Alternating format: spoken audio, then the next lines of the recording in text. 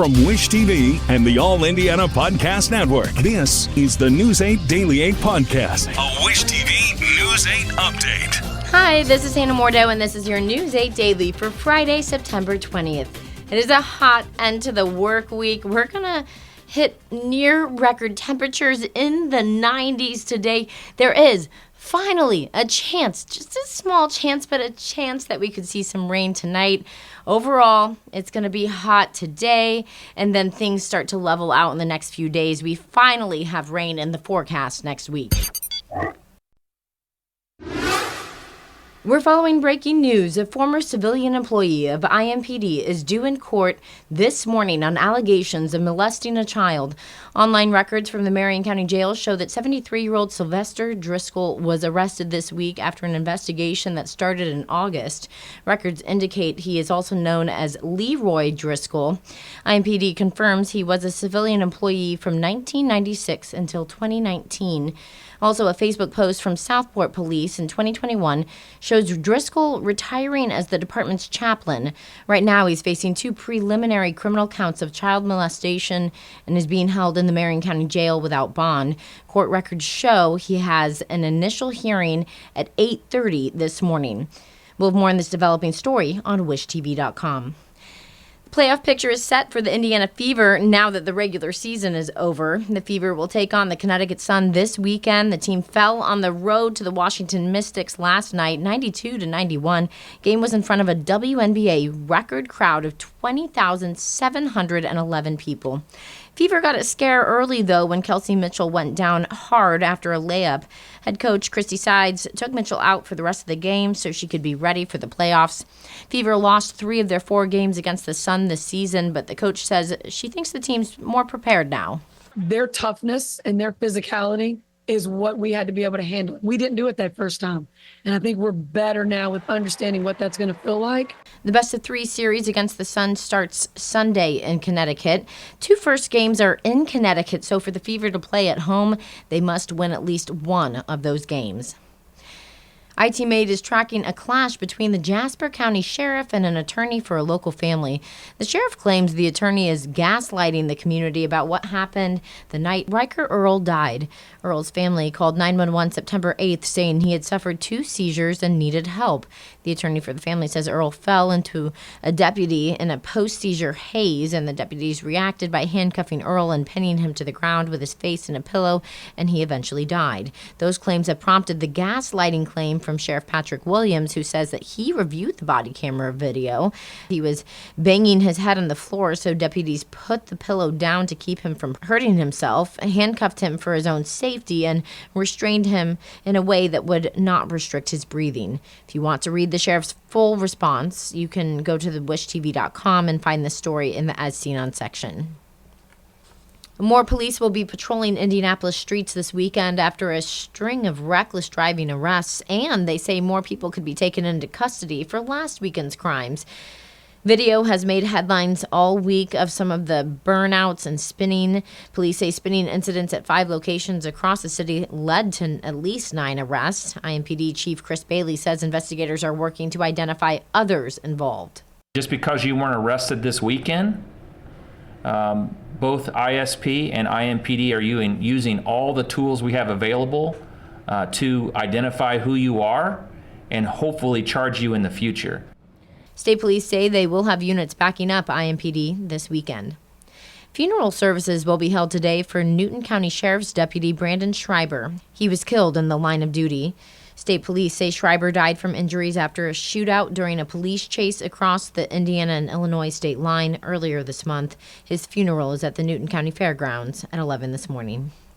New on Daybreak, Kentucky State Police say a sheriff is charged with murder, accused of killing a judge in his chambers. Police believe Sheriff Sean Steins shot Judge Kevin Mullins to death yesterday afternoon at the Letcher County Courthouse. That's in the southeastern part of the state. Investigators believe an argument led to the shooting. Steins turned himself in after the shooting, and authorities say he is cooperating with them. Police say other people were in the building when that shooting happened, but no one else is hurt. Switching to Colts watch now, several key Colts appear to be healing up ahead of Sunday's game against the Bears. Receiver Josh Downs was a full participant in the last 2 practices. He did not play the first 2 games with an ankle injury. Julian Blackman, Matt Gay, and Kenny Moore have also been nursing problems, but all went through full workouts Thursday. DeForest Buckner is definitely out, though. He is on the injured reserve. Kickoff is at 1 at Lucas Oil Stadium. Gear up for a special weekend of racing at the Indianapolis Motor Speedway. Gates opened this morning for practice at 8 a.m. News 8 photojournalist TJ Whitmer shows us the sights and sounds ahead of the IMSA Battle on the Bricks. IMSA is almost more about the cars than it is the drivers. There are 18 different manufacturers that participate here. So when you can talk to people about the cars, but also the drivers that they know in this market is pretty important. We're in a Lamborghini Huracan. We're racing against Porsches, BMWs, Corvettes, Ferraris, so there's a lot of people feel a connection to their brand and cheer for their brand. I think that's what makes sports car racing cool.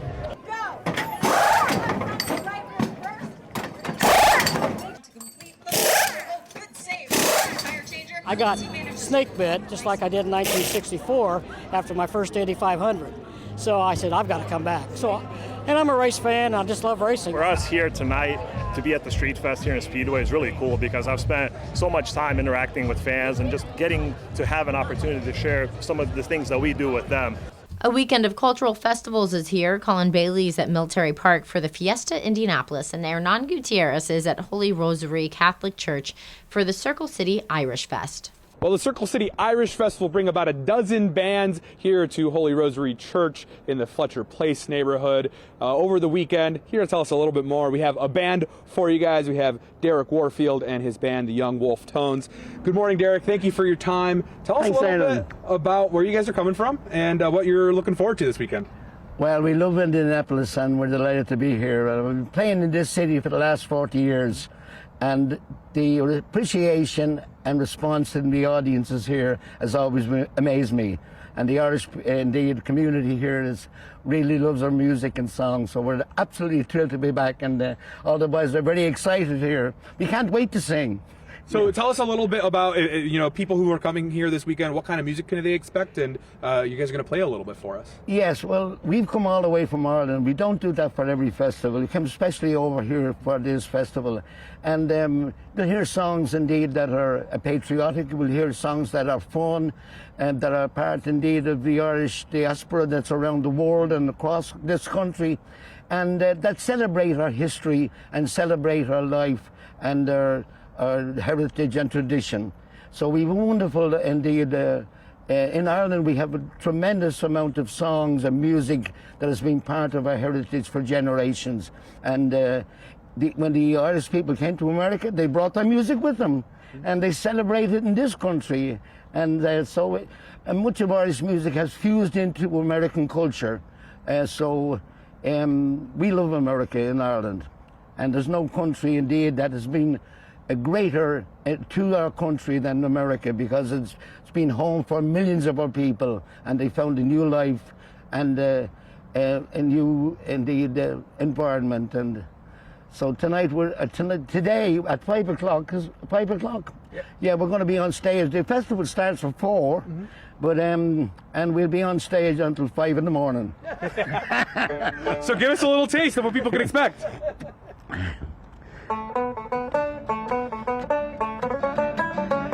He invited them to the party. He brought us a place by chance.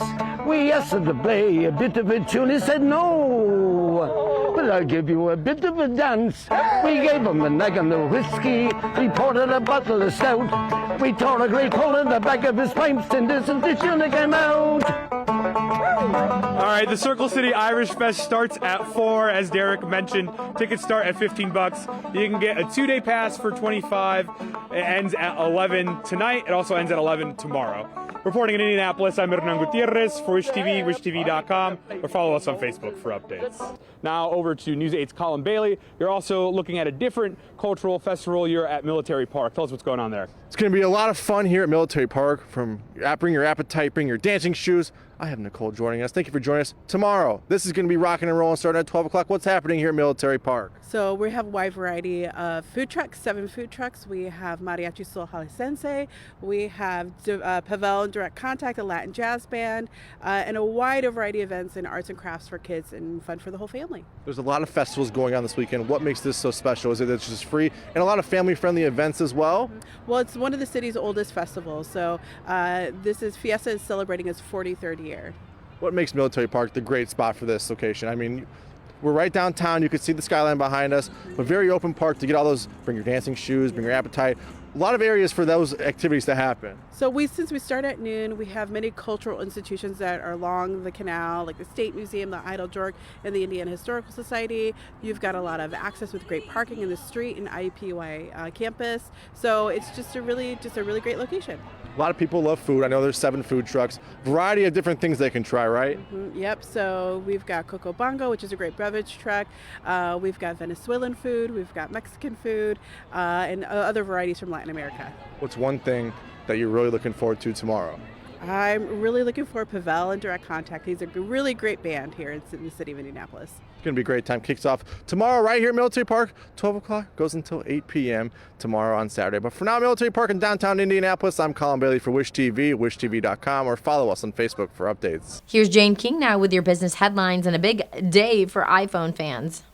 Already there are lines at the Apple Store, at least in New York. We've got the stations here covering that. So the new iPhones, the 16, 16 Plus, will be in stores today. So it has been available for pre-order for a few days now. It officially will be in stores. This is built for Apple Intelligence with the all-new A18 chip. It does feature an upgraded camera and the action button to quickly access useful features, a big boost in battery life as well. Now, some reports say demand has been lackluster in the pre-orders, but T-Mobile CEO says it's selling well. Well, Lionsgate, the studio behind John Wick, signed a deal with an AI startup, Runway. The Hollywood studio will give the tech company access to its library of movies and shows in exchange for a custom-built AI model. Advocates say generative AI can enhance creators' work and help a cash-strapped industry save time and money. Well, a new survey of 2,000 respondents examined people's perceptions of reality TV, and results show many feel unscripted programs are taking too many liberties with people's traumatic moments. The survey was conducted by Talker Research, and it comes after the controversial Bachelorette season 21 finale, in which star Jin Tran was forced to rewatch her engagement breakup on live TV.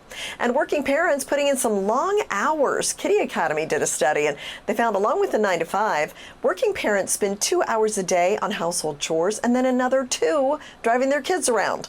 Now, this doesn't mean that non-working parents also don't have a full plate. Those respondents still pull a 17-hour day, doing things like cooking, cleaning, and other duties. Well, the Dow and S&P 500 closed at record highs yesterday. The Dow closed above 42,000 for the first time ever.